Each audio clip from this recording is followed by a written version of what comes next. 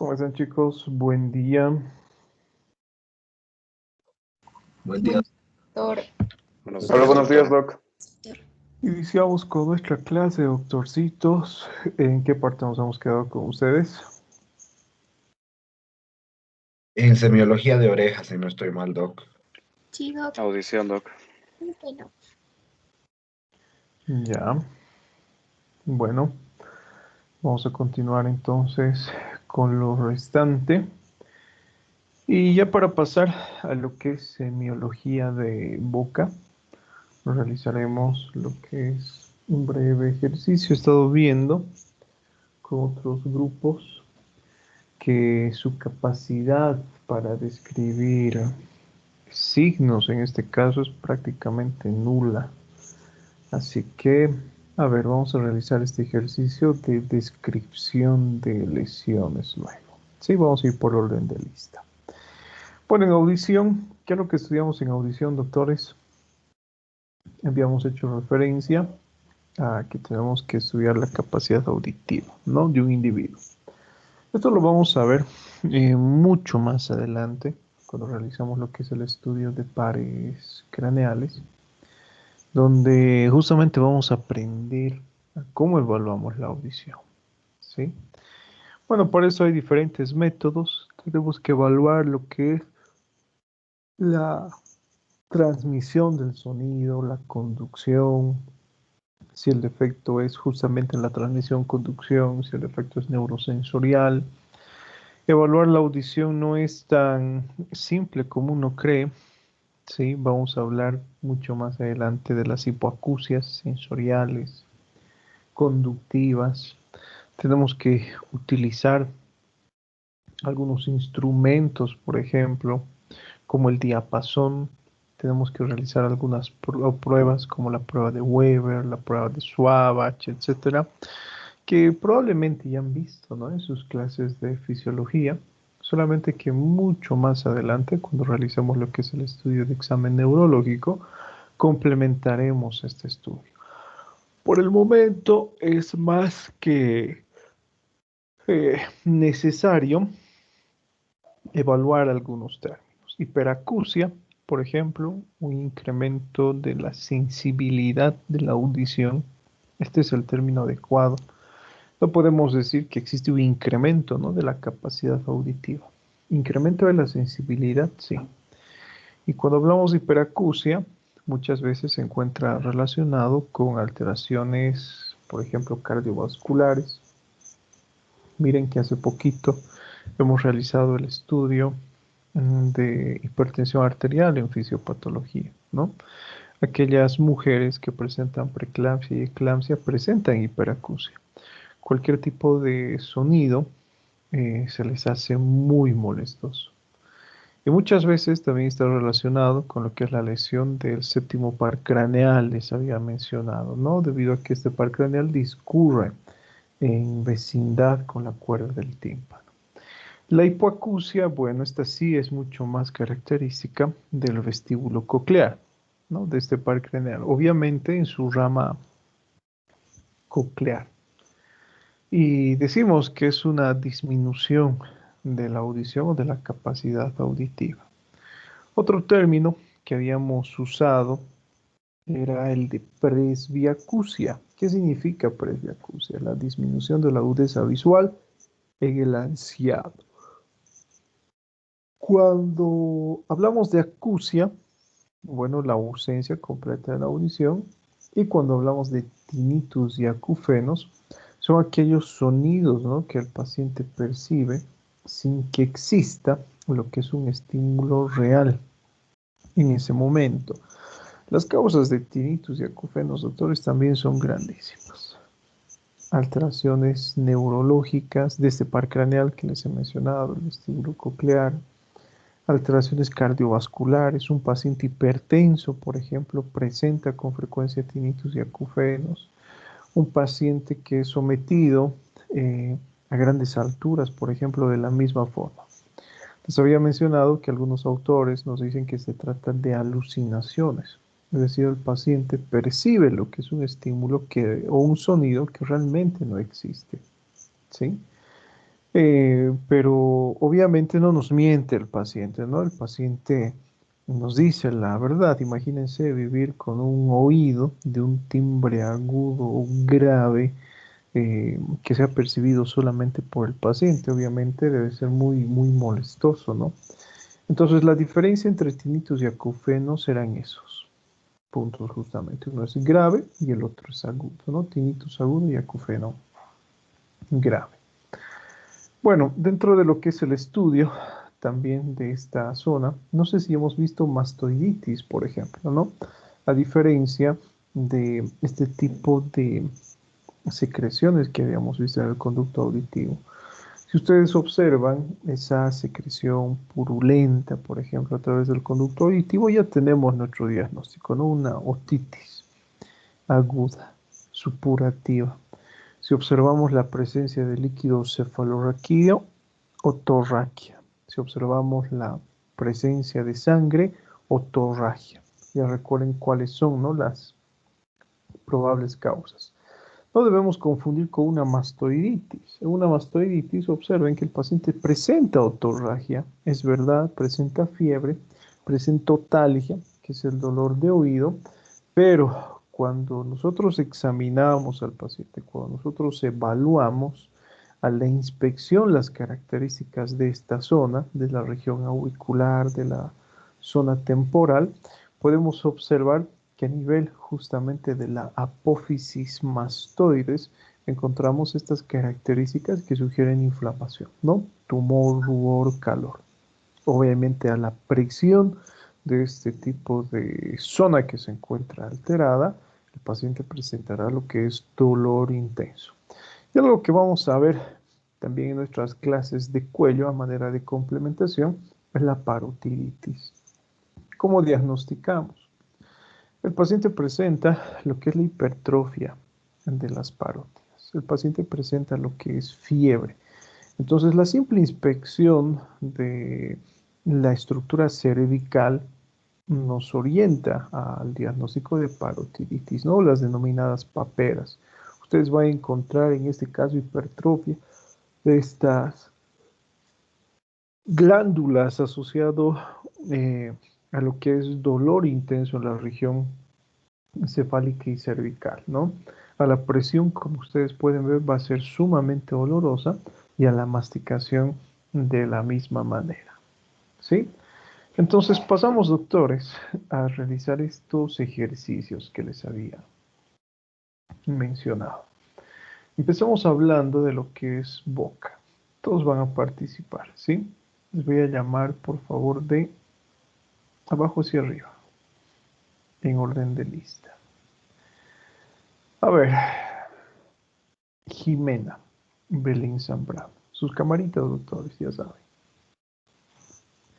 ¿Qué evaluamos en boca?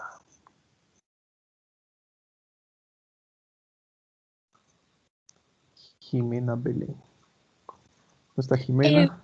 sí, doctor, puede ser el aliento, El aliento podría ser, bueno, en realidad lo es, sí, el aliento. ¿Qué más?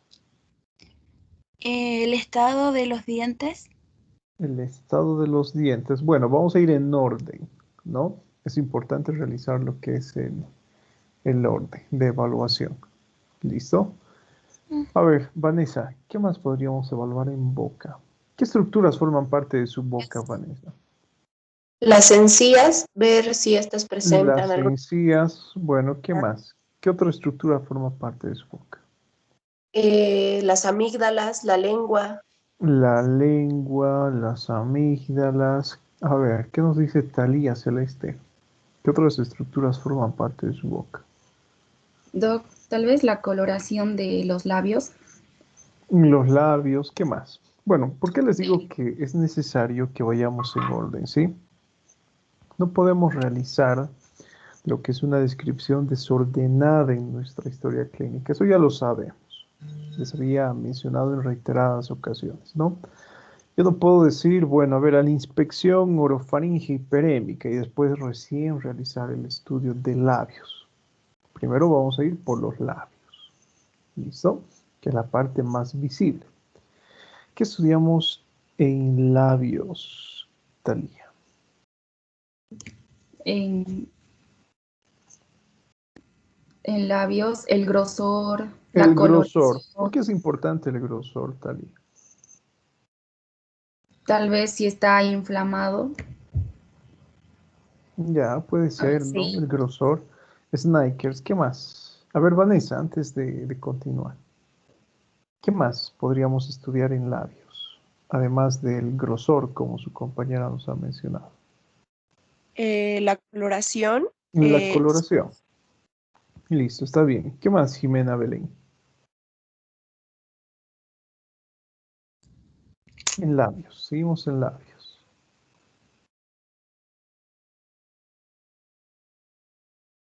Jimena, Lesiones, doctor, lesiones. ¿Qué lesiones, por ejemplo? como por ejemplo herpes.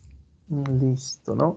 Bueno, primero hablamos entonces de lo que es el tamaño, hablamos de la forma, hablamos de la coloración, hablamos de la simetría. Cuando hablamos de tamaño, podríamos decir que esto está relacionado, ¿no? Muchas veces con la constitución de una persona, con la raza de una persona, ¿sí?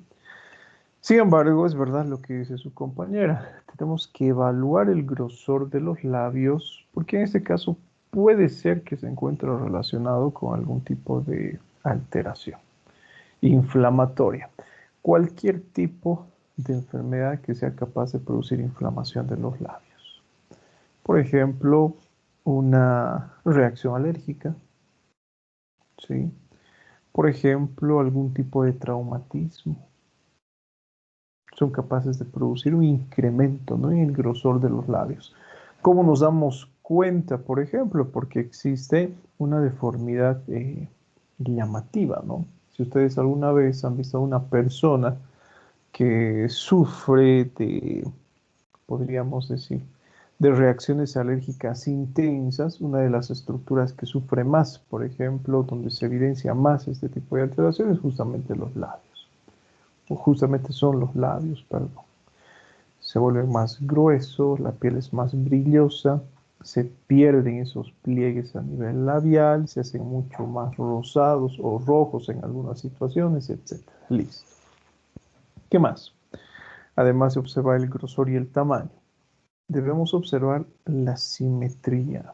Hemos hablado que el estudio de la simetría de los labios es sumamente importante, doctores.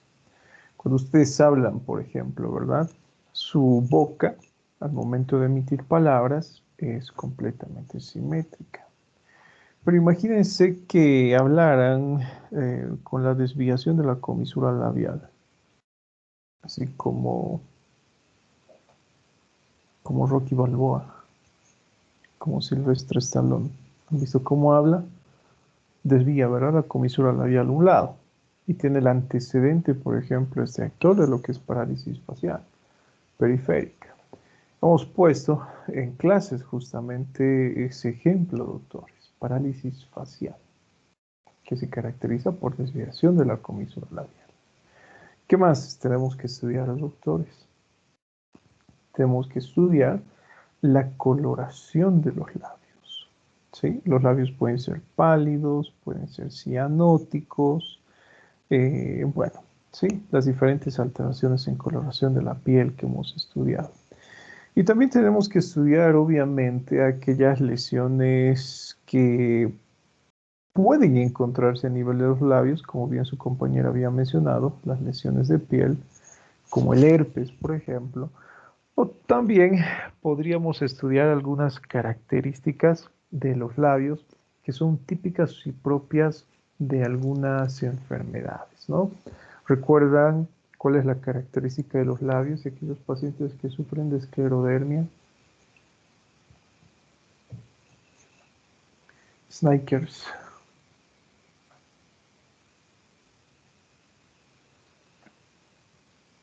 No recuerdo, pero también aparecen doctor en antenas, podemos clasificarlo en varicela o las manchas Todavía no, de Crowley. seguimos en labios. Enseguida vamos a ver esto. A ver, Sharon, Que Valeria. estos pacientes, doctor, se caracterizan porque los labios van a presentar una sequedad. Bueno, se queda como tal, ¿no? ¿Verdad?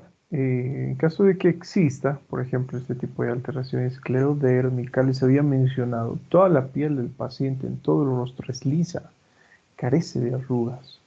Pero a nivel de los labios, ¿qué encontrábamos? Esos pliegues radiados, ¿sí? Alrededor de los labios. Habíamos hablado, si ustedes recuerdan, también de la fase miopática, que era frecuente de aquellas personas que presentaban justamente alteraciones musculares donde existía una alteración en la forma de los labios. Entonces, si ustedes se dan cuenta, doctores, es importante realizar lo que es primeramente el estudio de los labios. ¿Sí? Bueno, enseguida vamos a ver otras características. Estos son los labios normales. Deben tener esta característica, ¿no? En cuanto a coloración, observen que son brillosos. Esto nos va a indicar, por ejemplo, lo que es la hidratación del paciente. No deben ser resecos, no debe existir lo que es desprendimiento de piel, deben ser simétricos, etcétera. Todo lo que nosotros hemos mencionado. Ahora, cuando hablamos de boca, no solamente estudiamos los labios, sino estudiamos todas las estructuras que se encuentren contenidas en este segmento. Hasta ahora hemos realizado lo que es ese repaso de las características de visualización externa, pero también tenemos que observar internamente, ¿sí? Pero, ¿qué es lo que observamos internamente? Tenemos que observar los dientes, tenemos que observar las encías, tenemos que observar la lengua, tenemos que observar la úvula, el paladar blando, la orofaringe, la mucosa yugal, etc. Existe una gran cantidad de estructuras que podemos observar y que tenemos que observar al interior de esta cavidad. ¿Sí? A ver, seguimos en lo que es la parte externa. Quiero que describa, por favor, este tipo de lesión. Sharon Araceli. ¿Cómo describe ese tipo de lesión, doctora?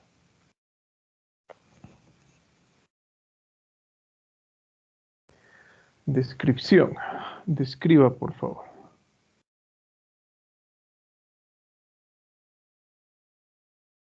¿No está Sharon Araceli? Sí, estoy, Doc. A ver, Sharon. Nos responde entonces. ¿Cómo describe ese tipo de lesión? Hoy día usted le avisan, doctora, tiene que hacer sus prácticas en el hospital. Llega al hospital y el paciente acude por presentar esto. ¿Cómo describen su historia clínica?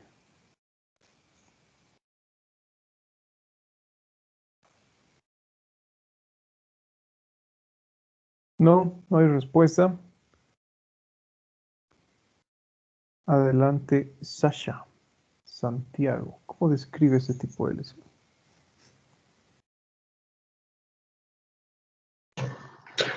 No, no recuerdo el término correcto, doctor. Tampoco. Adelante, Sarita. Mérito Rejón. Doctor, como una vesícula. con- Bueno, son lesiones vesiculares, ¿verdad? Eso es lo característico. Son lesiones vesiculares. ¿Sí? ¿Por qué decimos que son lesiones vesiculares? Porque contiene líquido. Se ve que contiene líquido. Bueno, no es lo único, ¿no? Una ampolla también contiene lo que es líquido. ¿Cuál es la diferencia entre una ¿Tamaño? ampolla y una vesícula, Saraí? ¿Por el tamaño? Por el tamaño, sí, una característica. Cuando hablamos de una ampolla, recuerden que este tipo de lesión mide o puede medir varios centímetros. 1 centímetro, 20 centímetros, por ejemplo. El contenido es líquido. Listo, ampolla. Pero cuando hablamos de vesícula, el contenido también es líquido, puede ser purulento, en ese caso cambia de nombre, si ustedes recuerden, pero generalmente es el contenido ceroso, ¿no? Claro, que es altamente infectante, obviamente. Pero hay algo más. Saraí.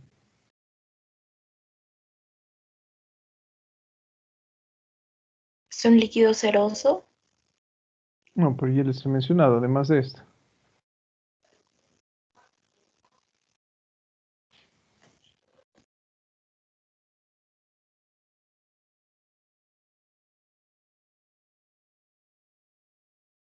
Que es Además de debido eso. a alguna, no, por ejemplo, la ampolla es debido a altas temperaturas y esta en cambio es debido a una infección por alguna Bueno, bacteria o pero virus. ¿cómo diferenciamos? El contenido que Hoy hemos tiene, hablado del contenido, pues en ambos casos ceroso generalmente. A ver, Ricardo, Alejandro, ¿cómo describe esa lesión? Eh, Porque tiene un contenido ceroso, como dijo, básicamente también puede ser la coloración, tal vez la disposición en la que está, en donde está también depende, tal vez. Ya se me olvidó, doctorcito, lesiones primarias de piel. Bueno, como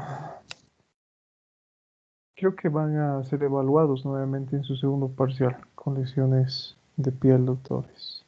¿Sí? ¿Qué es lo que les llama la atención? A ver, sigamos con la descripción. Noelia.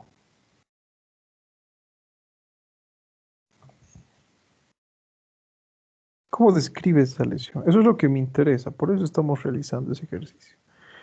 Como nuestro examen todavía es el 17 y tenemos un montón de tiempo, entonces, a ver, nos vamos a tomar todo el tiempo del mundo para describir estas lesiones. ¿Cómo describe? No, este momento con lo que estaba preguntando, ¿podría ser que se diferencia de la ampolla por la ubicación, ya que las vesículas están en mucosas? No, no siempre. Mm,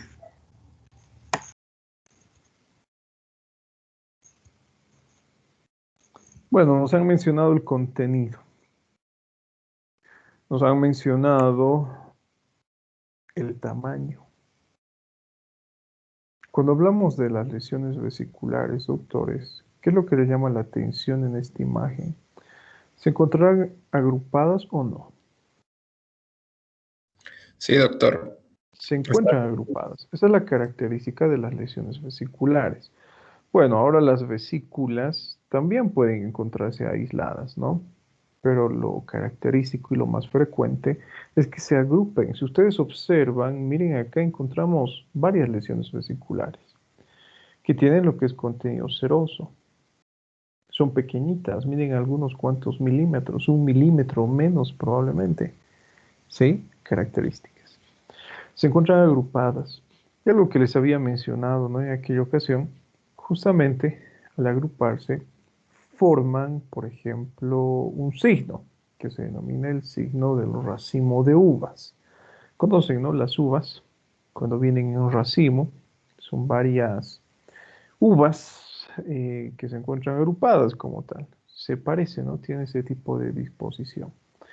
Y algo característico, bueno, además del tamaño, además de la agrupación, además del contenido, es que este tipo de lesiones se encuentran rodeadas por lo que es un halo rojizo. ¿Sí? Bueno, alguno por allí decía, ¿no? Es frecuente que las vesículas se encuentren en mucosas y no así en piel, pero observen esta imagen, no se encuentra afectado lo que es mucosa, se encuentra sobre la piel. Cuando ustedes observan ese tipo de lesiones, ¿en qué sospechan, doctores? ¿Cuál será su diagnóstico? Herpes. Herpes. Herpes, No, sí. así decir, ¿cierto? herpes, ¿sí? Y cuando hablamos de herpes, doctores, las causas pueden ser grandes. Generalmente está relacionado con lo que son infecciones virales. Yo les aseguro lo siguiente, si ustedes presentan, por ejemplo, lo que es un estado de rinorrea debido a una infección viral, a ver, no vamos a ser extremistas, un resfrío común, ¿sí? Un estado catarral, presentan gran secreción a través de las fosas nasales. Ese moco que ustedes expulsan, bueno, tiene una gran carga viral. al ponerse en contacto, por ejemplo, con los labios, tiende a originar ese tipo de alteración. Es frecuente, ¿verdad? Podemos encontrar en algunas alteraciones bacterianas también, especialmente en aquellos pacientes que presentan neumonía por neumococo. Y también podríamos encontrar en algunas alteraciones gastrointestinales, la denominada gastritis herpética, por ejemplo, que probablemente en este caso algunos de ustedes han experimentado eso. Consumen algún alimento, por ejemplo, que es transgresivo para ustedes, algún alimento picante, por ejemplo, bueno, qué sé yo, ¿no? El alimento que les haga daño. Y resulta que al cabo de algunas horas empiezan a sentir, ¿no? Ya esa molestia, ese dolor citurente a nivel de los labios. Entonces las causas son varias. Identificar la causa, bueno, ya corresponde a lo que es el interrogatorio, ¿sí? A diferencia de este tipo de lesiones, describa por favor ese tipo de lesiones que está observando Noelia Gamboa.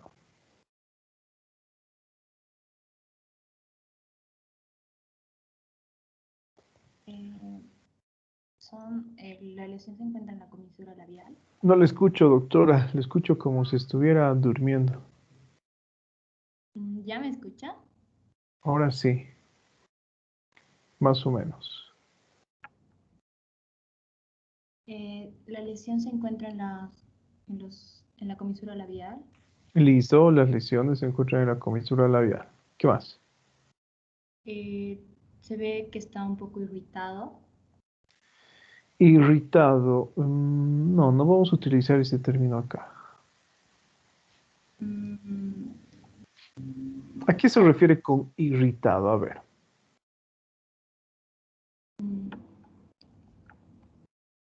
Que esa coloración puede ser. Bueno, esa coloración no se llama irretemia, ¿verdad, doctora? Que le hemos puesto un nombre típico y característico. A ver, ¿cómo se llama? Doctora.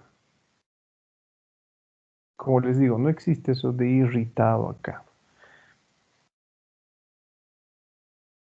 Hiperemia, ¿sí? O eritema. Depende qué es lo que compromete. ¿Listo? A ver, Jean Paul. ¿Qué duda tiene? No era para responder, doctor, pero creo que sigue con mi compañero. Bueno, en este caso, cuando hablamos de esa coloración rojiza, no vamos a hablar de lo que es irritación. ¿Sí? Eritema o hiperemia.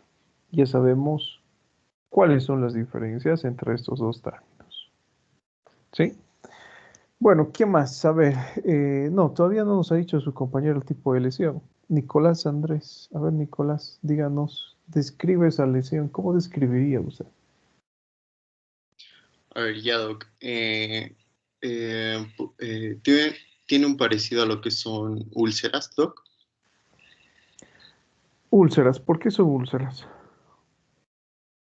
¿Cómo lo explico? Son como varias lesiones, Doc, como varios puntos.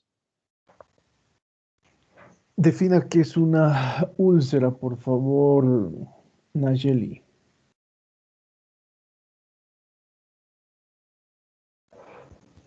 Es una lesión epitelial en la cual hay una pérdida de la continuidad de la piel. ¿Qué más? Al igual que una fisura, en una fisura también encontramos ese tipo de definición. Pérdida de la continuidad de la piel. ¿Pero qué más?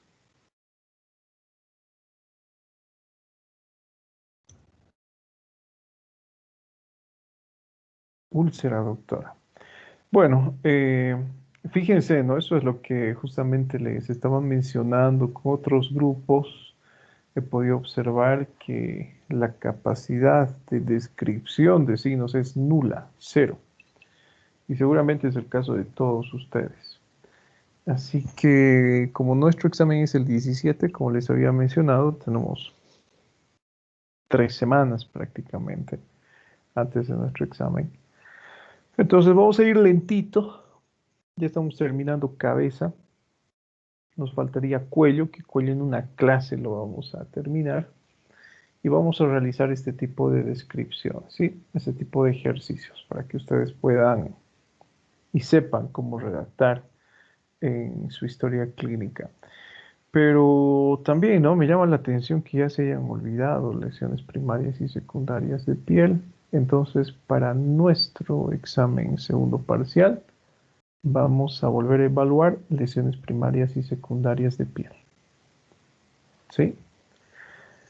Bueno, lo que yo estoy observando en este caso son lesiones ulcerosas, como dijo su compañero.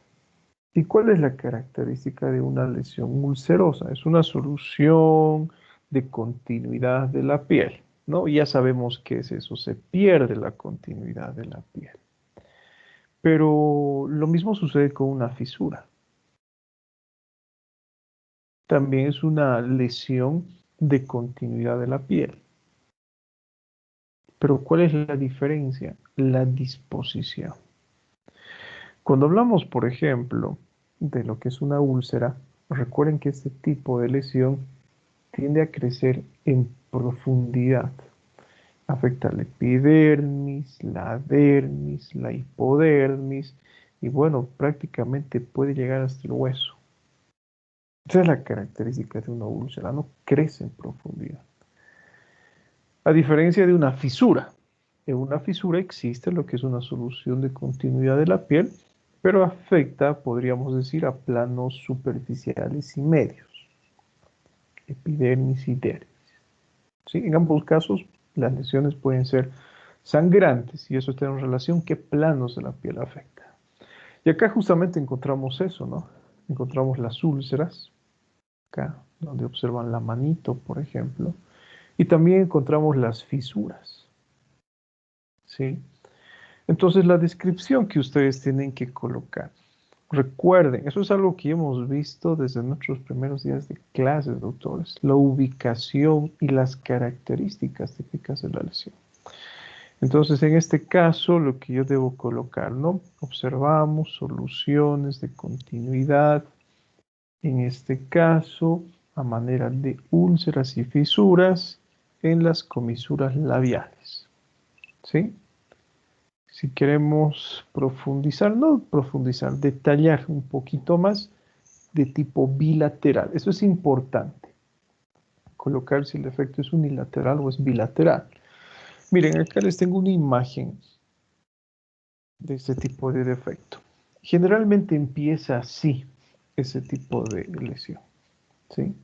Y recibe justamente el nombre de lo que es queilosis angular. Empieza así, como lesiones tipo fisura, como están observando en la imagen.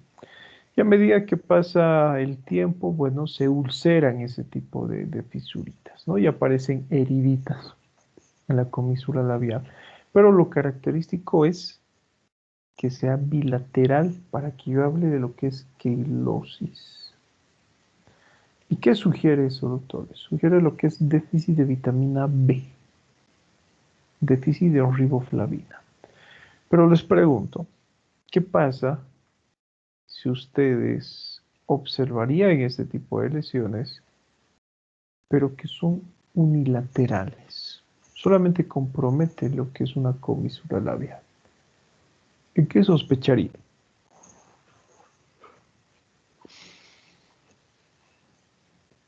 A ver, describe ese tipo de lesión para empezar.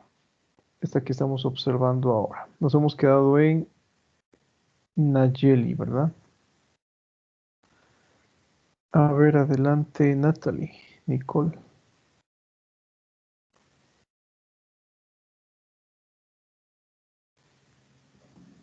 ¿No está Natalie? Nayeli, entonces, a ver, describe ese tipo de lesión.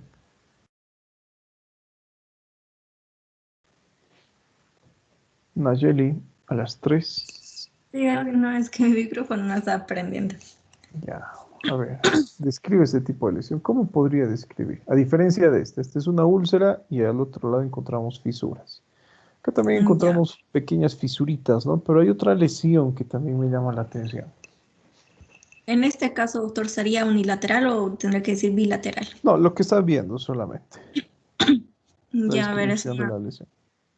es una solución con pérdida de continuidad, sin pérdida de sustancia. Pero existe con- pérdida. Ay, que no ¿O lo a qué se veía. refiere con pérdida de sustancia? Que no salga ningún tipo de líquido de Bueno, en la... este caso, miren, les voy a corregir acá, ¿sí? Muchas veces he visto ese tipo de descripción en historias clínicas, sin pérdida o con pérdida de sustancia. Y si yo observo esto y está descrito así, el interno se hace castigar. Lo castigamos un fin de semanita o 2 fines de semana. Se queda los domingos haciendo turno en los hospitales. Porque la descripción tiene que ser precisa, ¿no? Si no hay la necesidad de describir. En caso de que exista, sí. Con la emisión de material seroso, sanguinolento, purulento, mucopurulento, etcétera, lo que corresponda. ¿Sí? Colocar eso de con pérdida de sustancia y sin pérdida de sustancia no me sirve. La descripción tiene que ser detallada. A ver, ¿qué tipo de lesión será esta? Además de la fisura, ¿qué encontramos? Natalie, Nicole. Doc, ¿se me escucha ahora? Sí, se te escucha.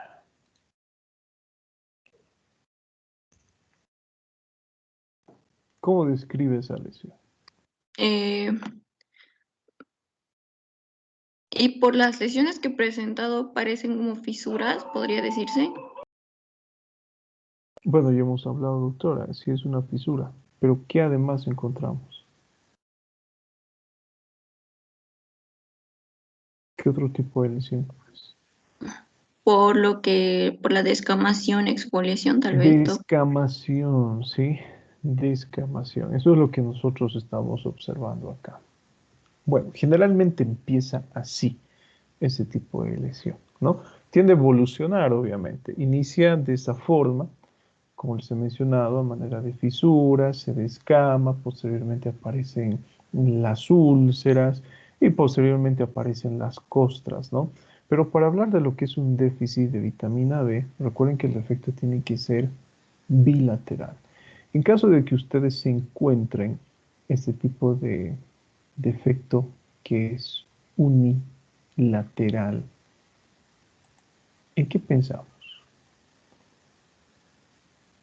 ¿En qué podría sospechar? A ver, ¿qué nos dice Melina Alejandra Luján?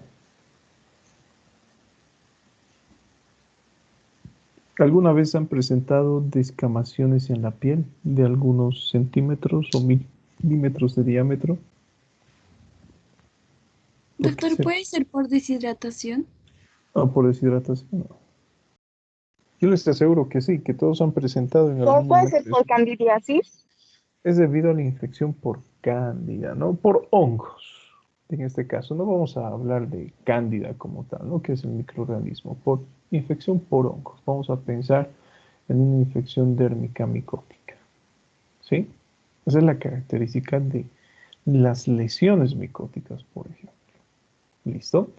Ahora, algo que vamos a detallar un poquito más adelante. No es normal que existan este tipo de lesiones micóticas, porque sugiere, por ejemplo, lo que es un mal aseo, sugiere lo que es una mala higiene por parte del paciente. Y en caso de que encontremos en otras regiones a nivel, por ejemplo, de la cavidad oral, esófago, orofaringe, tenemos que pensar en estados de inmunodepresión grandes. ¿Sí? Enseguida vamos a ver. ¿Listo? Cuando es unilateral. A ver, observen este tipo de lesión. Ustedes se van a dar cuenta que existen varias lesiones acá que son muy llamativas. A ver, Melina, adelante, nos hemos quedado con usted. ¿Qué es lo que le llama la atención de esta imagen?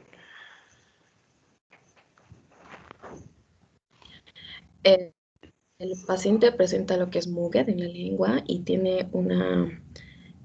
No, no hay em, mugue. Nuevamente, ¿no? Todavía no nos vamos a aventurar a realizar lo que es un diagnóstico, ¿sí? Yo veo este tipo de alteraciones en la lengua y no es muget. Enseguida vamos a decir cuáles son las características del muget oral. Pero ¿qué es lo que le llama la atención? También podría ser el absceso que tiene en la lengua, en la parte El lateral. absceso, no, no hay ningún absceso. ¿Qué es un absceso? A ver, define absceso. Acumulación de pus en la dermis o la hipodermis. Ya, en este caso, ¿existirá acumulación de pus? Lo que sale de... No hay Parece acumulación de pus. pus. No, para nada. No es pus. A ver, Marisol Daniela Sánchez. ¿Cómo describiría usted ese tipo de lesión? Es como un tumor, tal vez. Es un tumor. ¿Sí? Defina qué es un tumor, doctor. Es una formación anormal, superficial, como profunda de la piel, puede ser. Solo de la piel. O de mucosas también. O de mucosas también. A ver, otra definición de tumor que sea más precisa, doctores. Nos hemos quedado en... ¿En quién? A ver, Mario Leonardo, adelante. Doctor, quizá un crecimiento excesivo o anormal de cualquier tejido. De un tejido, ¿no? En este caso lo que nosotros observamos es un tumor. No nos vamos a aventurar a decir que es un epitelioma, que es un sarcoma, no. ¿Sí? Es un tumor, listo. Tenemos que estudiar las características del tumor. Obviamente, para realizar el diagnóstico de sarcomas, epiteliomas, neoplasias de forma general, es necesario el estudio histopatológico, ¿sí? Entonces nos vamos a quedar con lo que es tumor, pero tenemos que estudiar cuáles son las características de ese tumor. Si ustedes observan, ese crecimiento anormal de este tejido tiene unas características muy llamativas, ¿no? Observen que el crecimiento no es uniforme. La lesión está creciendo hacia todos los lados, hacia este lado, hacia este otro. Acá tenemos, ¿no?, como dos lesiones espiculadas. Acá también una de mayor tamaño, ¿sí? Este crecimiento vegetativo que yo estoy observando, doctores, es sugestivo, así por las características que les he mencionado, de infección por virus del papiloma humano. Es una verruga, en otras palabras, que puede tener diferentes disposiciones. La verruga vulgar, por ejemplo, es aquella verruga común que probablemente todos en algún momento de su niñez han experimentado, ¿no? Especialmente en las manitos. Probablemente, ¿no? No todos, ¿sí? Pero es relativamente común. ¿Cuáles son las características? Son redondeadas.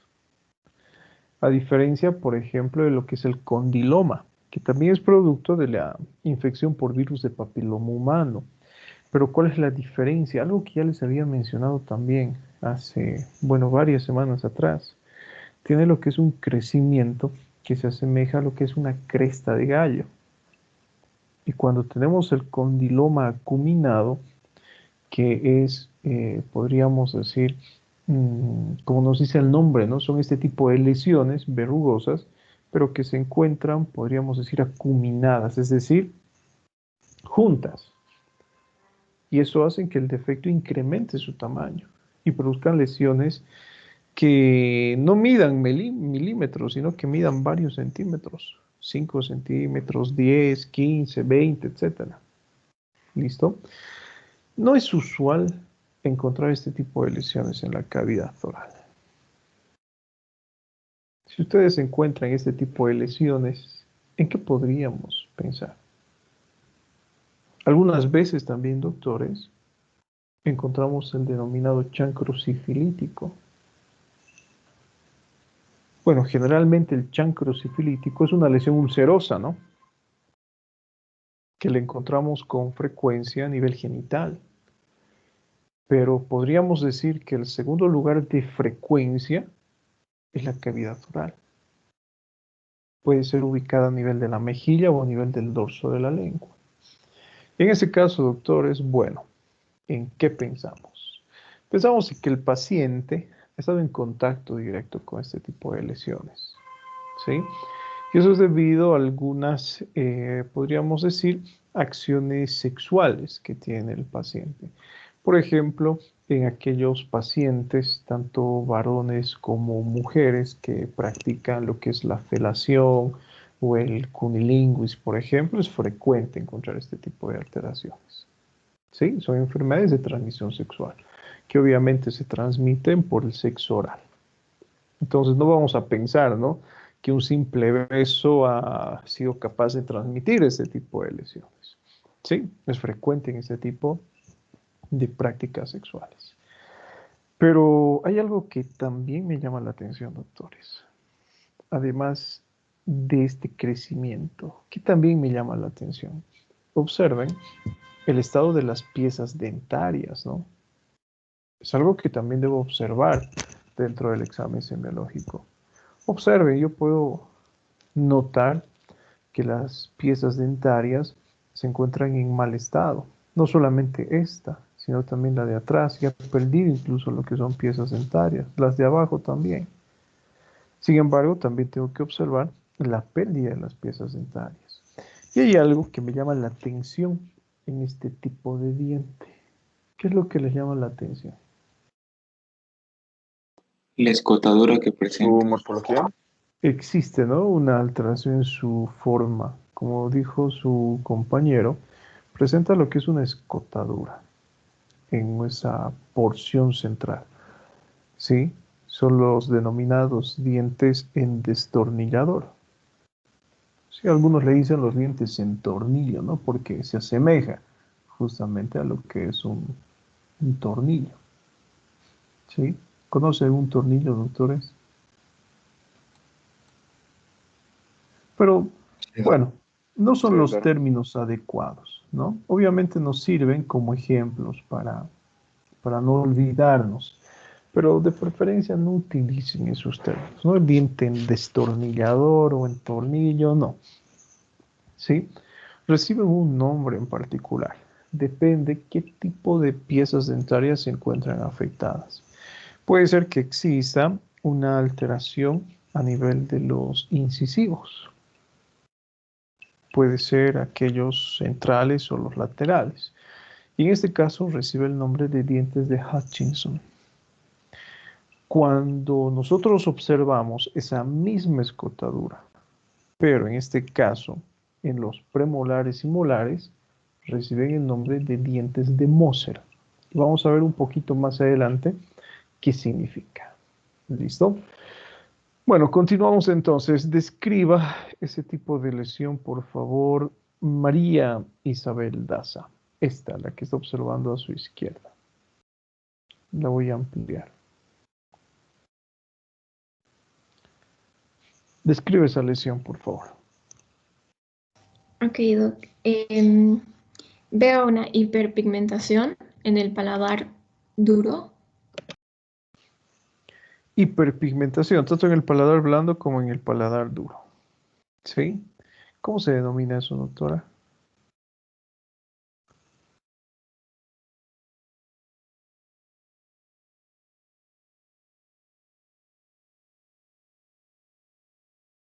Melanoplaquias o algo así, Doc. Melanoplaquia. Sí, prohibido confundir con lo que es melanodermia. ¿Qué es melanodermia y qué es melanoplaquia, doctora?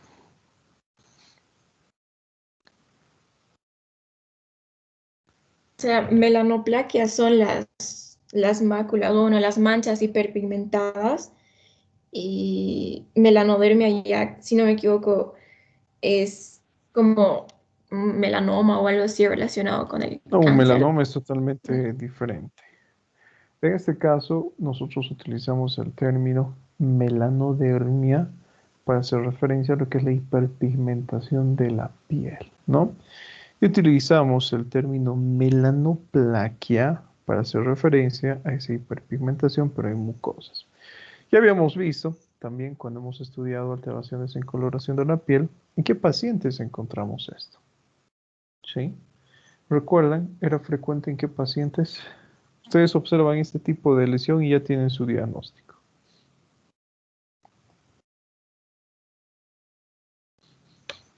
Las melanoplaquias estarían en el síndrome de Addison, tal vez, Doc. En la enfermedad de Addison. Es frecuente. No, la melanodermia también, obviamente. ¿Listo? Pero les había mencionado en aquella ocasión que, miren, porque es importante, ¿no?, realizar lo que es el estudio semiológico. ¿Recuerdan de qué es dependiente de que existe hiperpigmentación en piel y mucosas en caso de enfermedad de Addison? ¿Qué hormona tiene que encontrarse incrementada? ¿Cuáles tienen que encontrarse reducidas?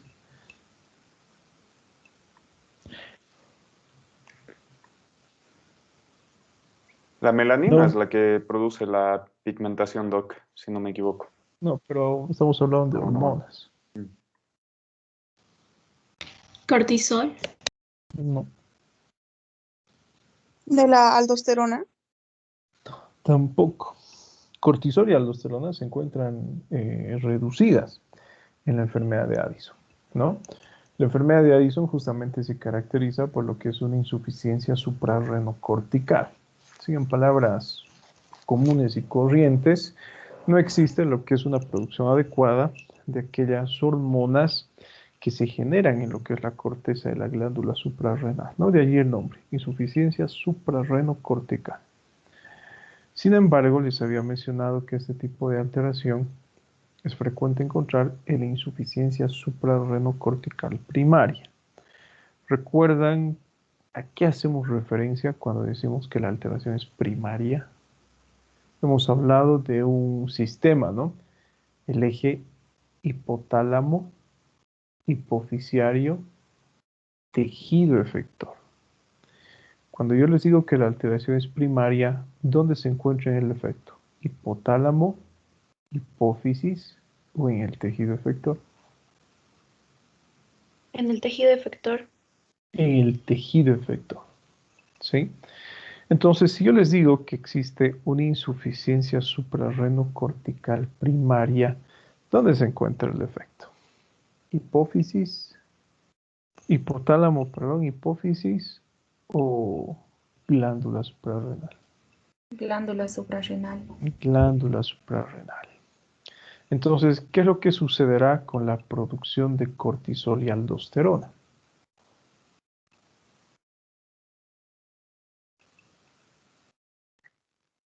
Disminuye. Estamos hablando de insuficiencia, disminuye. ¿Y qué sucederá con la producción de ACTH? Aumenta. Hormona adrenocorticotrópica, incrementa. ¿Sí? Por un mecanismo de retroalimentación, les había mencionado. Encontramos ese incremento de ACTH asociado a lo que es reducción de cortisol, por ejemplo, y aldosterona.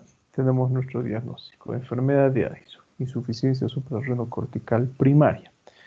¿Por qué se debía esa coloración o esa hiperpigmentación en piel y mucosas? Debido al incremento de ACTH. ¿Sí? Y en aquella ocasión les había puesto este ejemplo, ¿no? ¿Qué sucede en una alteración central? Eso quiere decir que el efecto es terciario o secundario. En otras palabras, que el efecto se encuentra en hipotálamo o en hipófisis. Si es que existe una insuficiencia del eje, ¿cómo se encontrará la ACTH? En este caso el efecto es en el eje hipotálamo hipofisiario. ¿Qué sucede con la producción de ACTH? Disminuye. Disminuye. ¿Y qué sucede consecuentemente con la producción de hormonas a nivel de la corteza suprarrenal? También disminuye. También disminuye. En este tipo de alteración suprarrenocortical secundaria encontraremos hiperpigmentación. No. No encontramos lo que es hiperpigmentación, ¿verdad? Entonces recuerden que solamente aquel tipo de alteración que es primaria, enfermedad de Addison, en otras palabras, cursa con este tipo de alteración. Nosotros observamos melanoplaquia, melanodermia, ya tenemos nuestro diagnóstico. ¿Sí?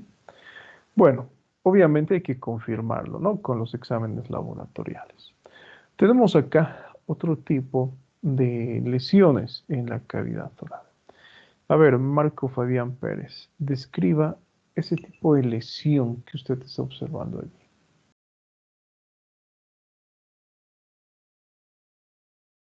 ¿Está Marco? Zona con hiperemia en el paladar blando sería.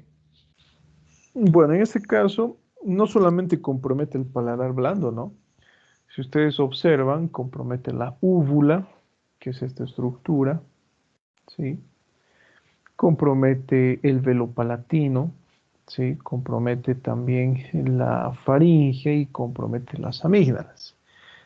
Entonces, la descripción en la historia clínica, orofaringe hiperémica. Listo. Otro término que muchas veces yo he podido observar que usan dentro de la práctica clínica es el de congestiva. Orofaringe hiperémica y congestiva. ¿Qué será congestión? Para que yo diga que existe congestión en esta zona, ¿qué debería observar?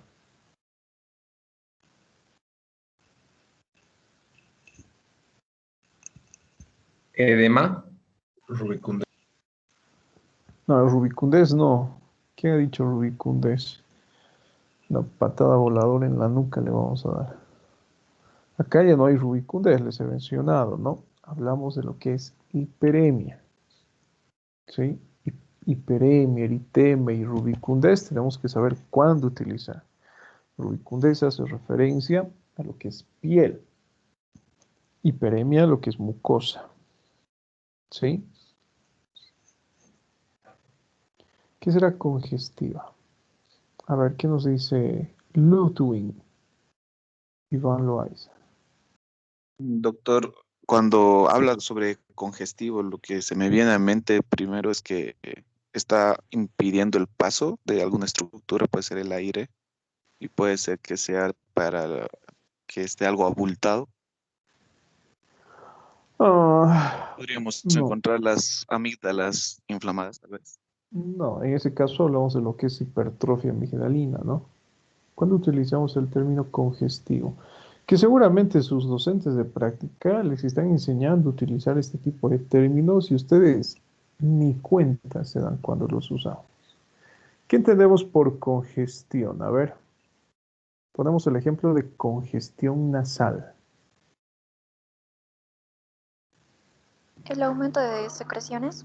El aumento de secreciones, listo. Entonces, ¿qué trato de decir cuando realizo esta descripción? Orofaringe hiperémica y congestiva.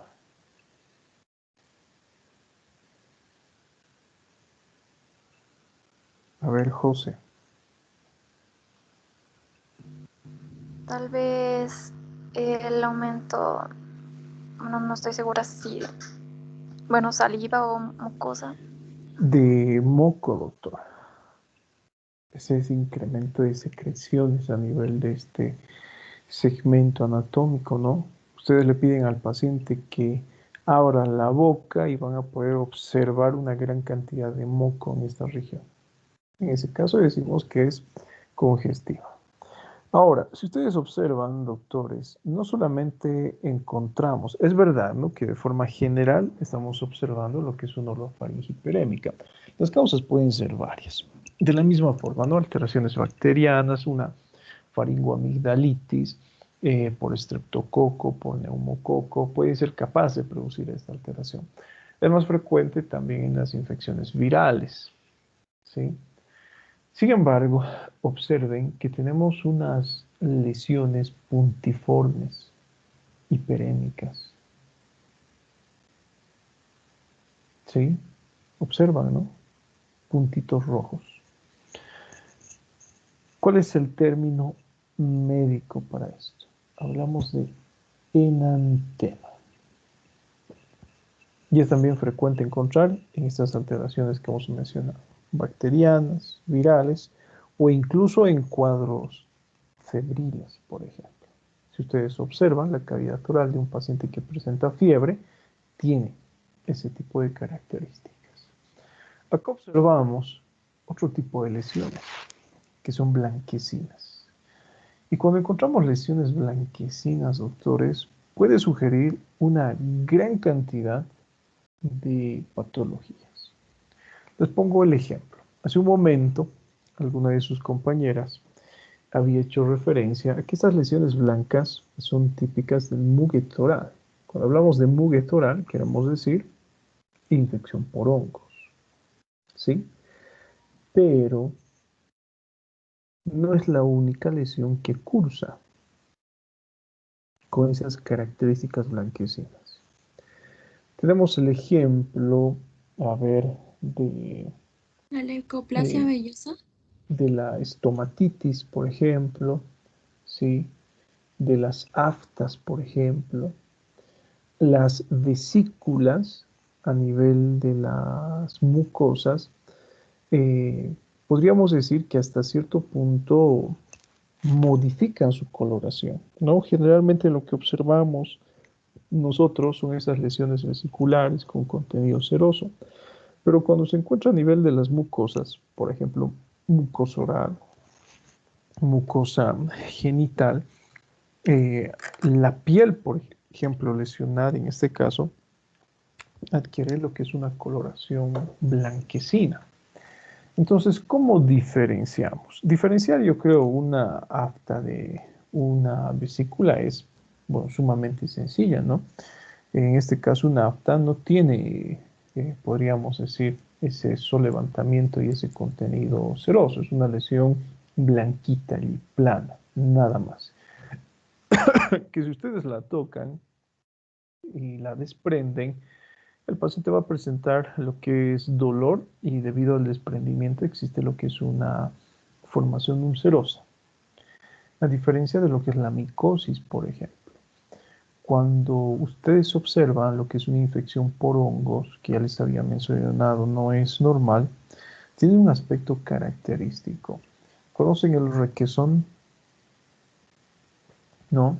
¿Conocen el quesillo? Sí. Los que son chilenos Sí. conocen el requesón, ¿no? Y los que somos bolivianos conocemos el quesillo. Tiene esa disposición, tiene esa característica. Es una lesión grumosa que cuando se desprende origina lo que es un sangrado. Y no es tan fácil desprender, tienen que realizar cierta fuerza para desprender este tipo de lesión. Esa es la característica, por ejemplo, del muguet oral o de la infección por hongos. Y muchas veces podemos encontrar este mismo tipo de manchitas blancas aperladas, son induradas, que muchas veces se encuentran rodeados por lo que es un halo rojizo y se encuentran en relación con los primeros molares, por ejemplo. Ustedes tocan, es durita. Ustedes tratan de desprender, no se desprende. ¿Sí? Son lesiones aperladas que se denominan manchas de Koplik, que son típicas de aquellos pacientes que presentan sarampión. Entonces, si ustedes se dan cuenta, las causas de ese tipo de lesiones blancas pueden ser varias. ¿Listo? Bueno, cuando hablamos de dientes, esto lo vamos a pasar rápido, pero antes de hablar de dientes, además de realizar lo que es el estudio de dientes, debemos realizar el estudio de las encías, ¿no? Y observar el estado de las encías. Por ejemplo, recuerden, ¿no? Acá no tenemos una imagen de unas encías normales, pero vamos a poner esta como encías patológicas. Observen que se encuentran atrofiadas, que son completamente irregulares. Muchas veces, si es que encontramos lo que es inflamación y dolor en las encías, utilizamos el término gingivitis. Habíamos hablado de otro tipo de alteración, si ustedes recuerdan, cuando hemos realizado revisión por sistemas, que era la gingivorragia, en que consistía, el paciente sangraba, especialmente al cepillarse los dientes, ¿no? Puede sugerir algún tipo de alteración de los factores de coagulación. Muchas veces, bueno, podemos encontrar una periodontitis, por ejemplo, en la cual existe alteración en la movilidad de los dientes. Se inflama en este caso eh, las encías y bueno, encontramos esta enfermedad, ¿no? Periodontal, muchas veces la formación de pus a nivel de las encías. Este mismo tipo de alteración, por ejemplo, que es la melanoplaquia, también podemos encontrar a nivel de las encías y seguramente ustedes han visto alguna vez. Yo por lo menos veo casi todos los días esto. Me sonríe una persona, ya sea en el consultorio, vecinos, en la misma calle, por ejemplo, o puedo observar las encías de un tinte negruzco. También puede sugerir lo que es enfermedad de Addison. Muchas veces encontramos una coloración que es llamativa, una coloración azulada verdosa, por ejemplo. Esta coloración azulada verdosa muchas veces la van a observar en la periodontitis, justamente, en aquellos pacientes con epilepsia, pero no debido a la epilepsia en sí.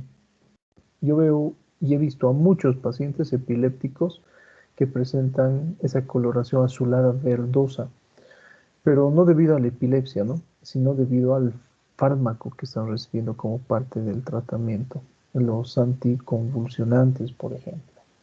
Y aquellos pacientes que presentan intoxicación por plomo, también encontramos esa misma coloración, ¿no? Obviamente, ¿cómo identificamos esto? A través de la anamnesis, ¿no? A través de lo que es el interrogatorio como tal. Bueno, pasamos a estudiar dientes. En los dientes, doctores, lo que ustedes deben observar es el número de piezas dentarias, el estado de las piezas dentarias y la forma de las piezas dentarias.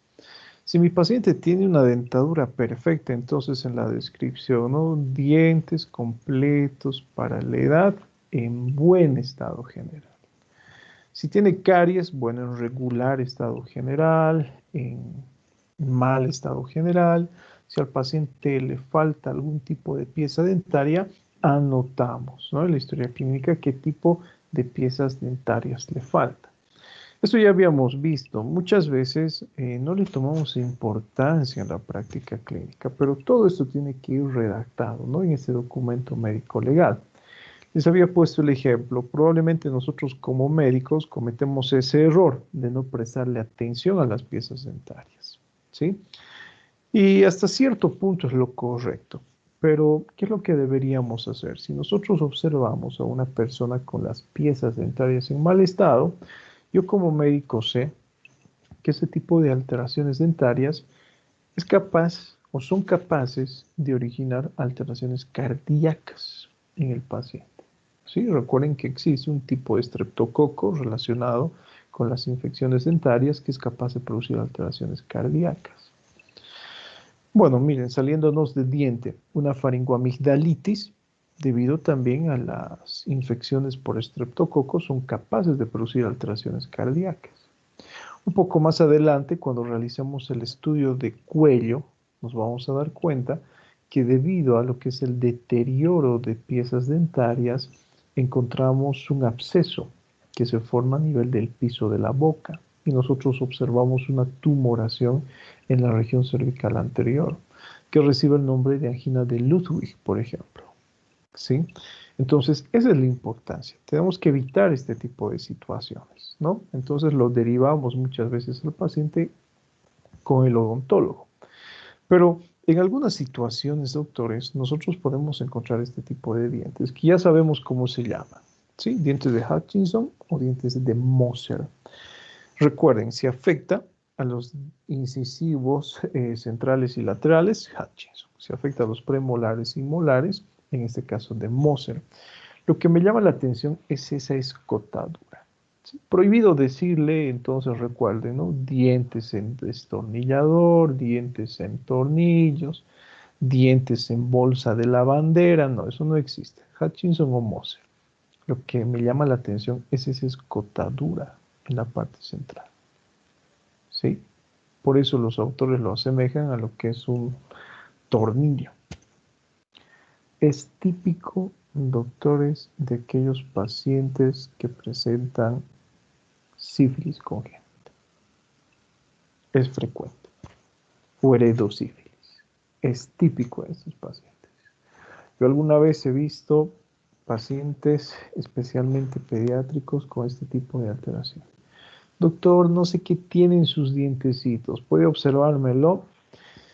Bueno, no soy odontólogo, pero a ver, hagamos la prueba. Le miramos este tipo de dientes. Sífilis. ¿Sí? Es frecuente. Yo les aseguro, doctores, probablemente no todos, pero alguno de ustedes ha observado este tipo de dientes, especialmente en niños. Es frecuente. En nuestro medio es sumamente frecuente. Hablamos de lengua. Miren, por un lado, tenemos lo que es una lengua con características normales. ¿Cómo yo sé que es normal? Es rosada, las papilas tienen un tamaño adecuado, conservas lo que es su movilidad. ¿Cómo me doy cuenta a través de una imagen que la lengua conserva su movilidad? Porque cuando le pido a mi paciente que saque la lengua, esta se desplaza en sentido anterior. No debe existir desviación de la lengua para ninguno de los lados. Acá, por ejemplo, yo puedo observar que esa protrusión es simétrica, ¿no? Hacia la región anterior. Puedo observar que se encuentra conservada su hidratación, por ejemplo. ¿Sí? Observen la lengua que se encuentra a la derecha. Ya podemos encontrar un cierto grado de hipertrofia papilar, ¿no? Observen las papilas cómo se notan con mayor claridad. Sin embargo, me llama la atención ese tipo de placa, ¿no? Blanquecina a nivel de la lengua. Eso, por si acaso, no es hongo. Eso se denomina saburra. Es una lengua saburral. ¿Y por qué es ese tipo de lengua saburral? Por descamación del epitelio lingual. Y porque existe la acumulación de partículas de alimentos en el dorso de la lengua. Sugiere, en otras palabras, lo que es un mal aseo de la cavidad oral. Ustedes observan esto, lengua saburral, asociado a lo que es, por ejemplo, otro tipo de manifestación, mal aliento. Sugiere lo que es mal aseo de la cavidad oral. O muchas veces el mal aliento no se presenta, ¿no? Yo les aseguro que la mayoría de ustedes no sabe cepillarse los dientes. Bueno, sí se cepillan los dientes, pero no se cepillan el dorso de la lengua. Y la lengua se encuentra blanca. Entonces también la lengua, bueno, debe cepillarse, ¿no? Debe recibir este tipo de aseo. Y obviamente también conlleva, ¿no?, lo que es el desarrollo de infecciones en la cavidad oral y al asiento de otras enfermedades. Entonces, estudiar el aliento, doctores, es sumamente importante. Y acá, a ver, realizamos un repaso de los alientos. ¿Qué otros alientos pueden sugerir enfermedades? El Aliento cetónico. El aliento cetónico, por ejemplo. Amoníaca. ¿Qué sugiere el aliento cetónico?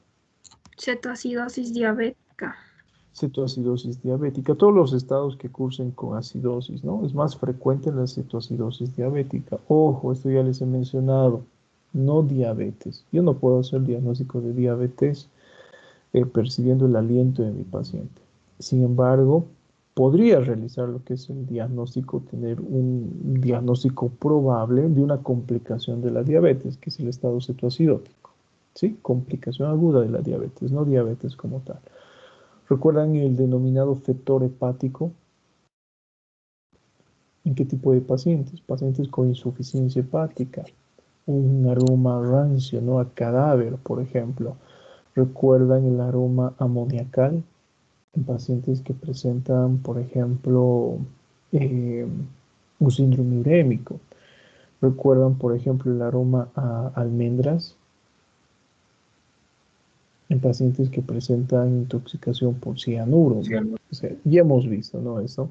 Un paciente con aliento alcohólico, ¿en qué vamos a pensar, doctores? Hoy en la mañana sus compañeros me decían, es típico de pacientes con cirrosis hepática y tipo alcohólica.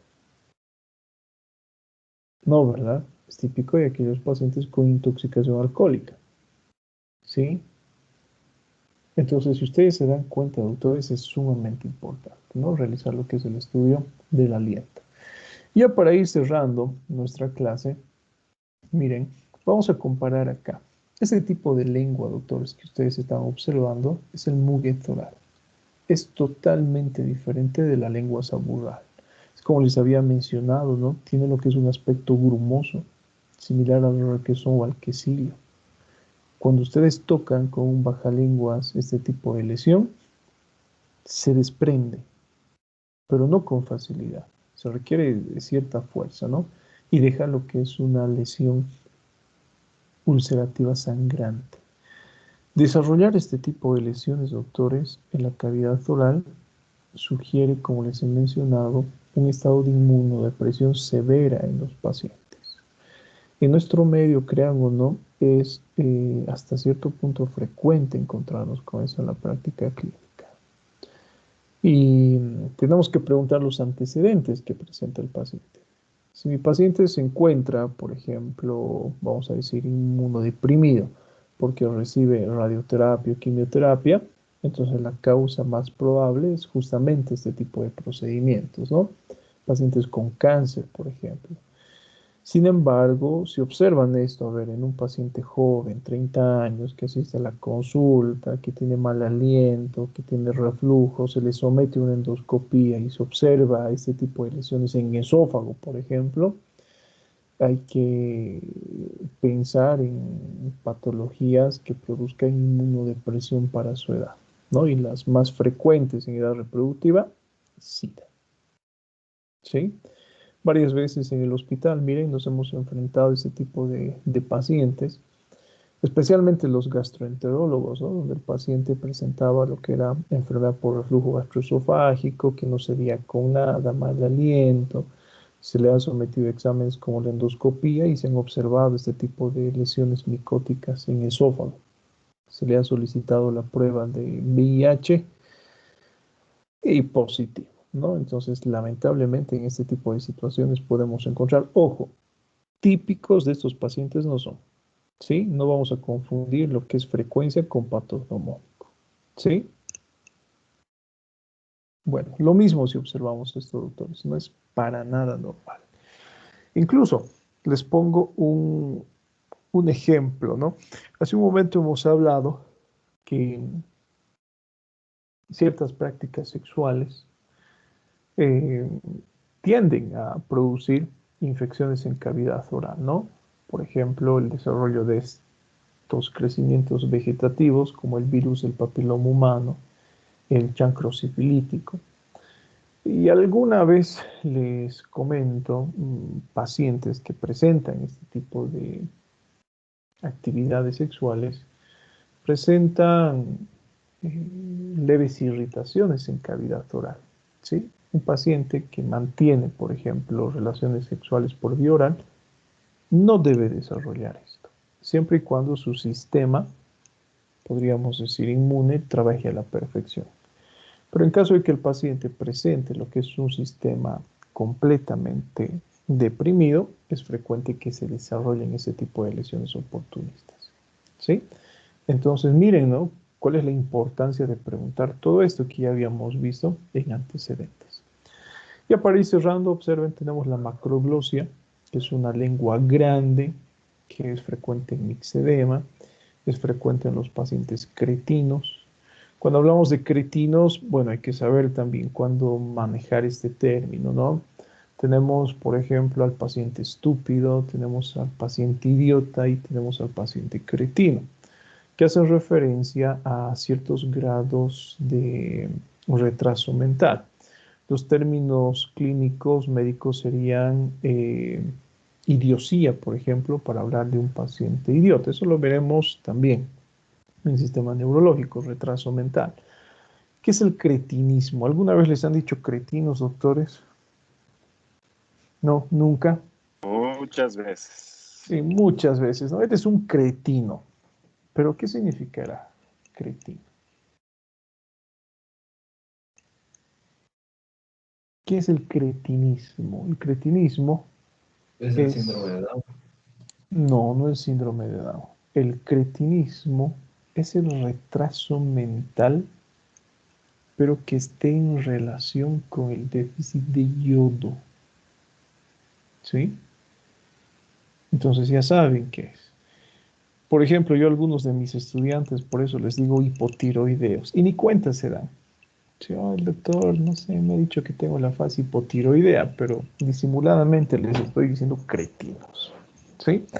Bueno, cretinismo, doctores, no se olviden, no podemos manejar esto en todo paciente. Cretinismo, retraso mental asociado al déficit de yodo. Así de simple. Y recuerden lo que hemos hablado en fases, ¿no, doctorcitos? Tenemos el mixedema, que es una complicación que puede comprometer la vida del paciente, que es típico de aquellos que sufren hipotiroidismo justamente. Y ya sabemos lo que es el cretinismo. Las hormonas tiroideas, si ustedes recuerdan la función, bueno, una de las funciones más importantes, podríamos decir, es que se encuentran vinculadas a lo que es el desarrollo de estructuras del sistema nervioso central. Entonces, en caso de que exista déficit de yodo, el paciente es un cretino, ¿sí? Cretinismo. Cuando hablamos de acromegalia, ya sabemos por qué la acromegalia produce macroglosia. En este caso, por un exceso en la producción de hormona de crecimiento.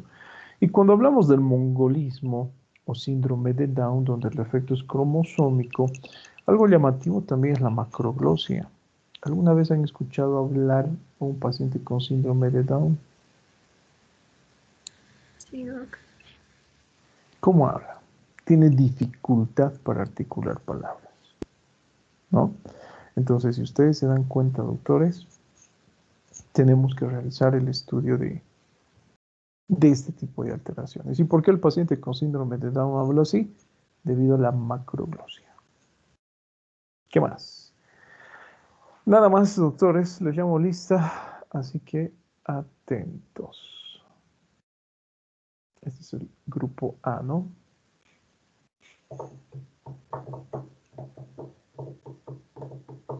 Sí, doctor. Tienen que ponerse las pilas, doctorcitos. Se están olvidando de muchas cosas.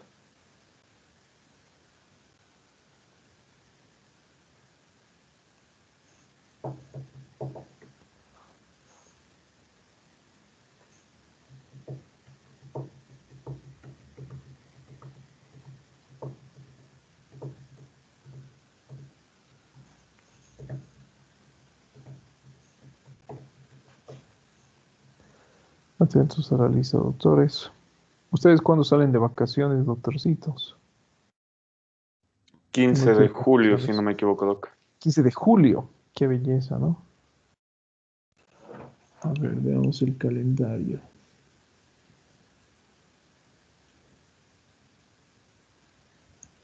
No, creo que... Pero tal vez no tengamos, Doc, por lo que han suspendido rotas y tengamos que pasar en algún momento. Será, a ver, vamos a ver. Mayo, junio.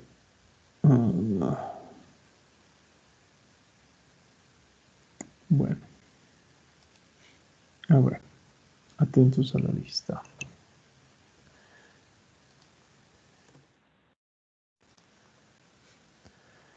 Avan. Presente, doctor. Acebo. Presente, doc. Argote. Presente, doc. Arnés. Presente, doc. Raya. Presente, doc. Barral.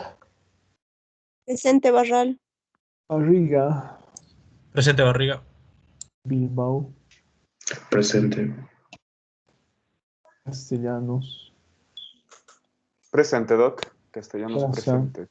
Presente, doc. Encinas. Encinas, presente, doctor. Ferreira. Presente. Flores.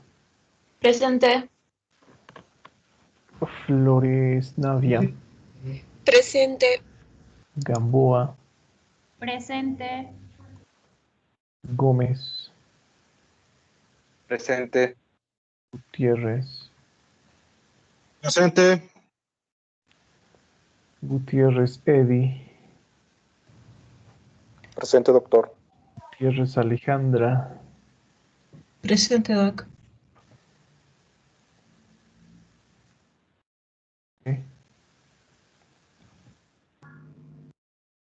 Guaita. José, Presente, doctor. Guaita, presente. Ado. Presente, doctor. Ibarra. No está Ibarra. Jaramillo. Presente, doctor. Loaiza. Loaiza, presente, doctor. López. López, presente, doctor. Luján, presente, doctor. Márquez. Márquez, presente. Miranda. Presente, doctor. Miranda Francisco. Presente, doctor. Montaño. No está Montaño. Mundo Corre. Presente, doc. Muñoz. Muñoz, presente, doctor. Milipu. Presente, doctor. Arellana. No. Ortuño. Presente, doc. Parco. Marco, presente, doctor. Pérez. Pérez, presente, doctor. Carro. Presente, doctor. Vera. Presente, doctor. Riva. Presente, doctor. Rocabado. Presente, doctor. Ches. Presente, doctor. Cona. Ticona, presente, doc. Torrejón. Torrejón, presente, doctor. Torrico. Torrico, presente, doctor. Vaca Flores. Presente, doc. Velarde. Velarde, presente, doc. Vélez. Presente, doctor. Zambrano. Presente, doctor. Zambrano Sharon. Presente, doctor. Morano. Presente, doc. Centeno. Presente, doctor. Garay. Presente, doctor. Y Vargas. Presente, doctor. Listo, doctores. Nos vemos entonces. Que tengan buen día. Cuídense. Chau, chau. Gracias, doc. Hasta luego. Hasta luego, doctor. Hasta luego. Hello. Hasta luego.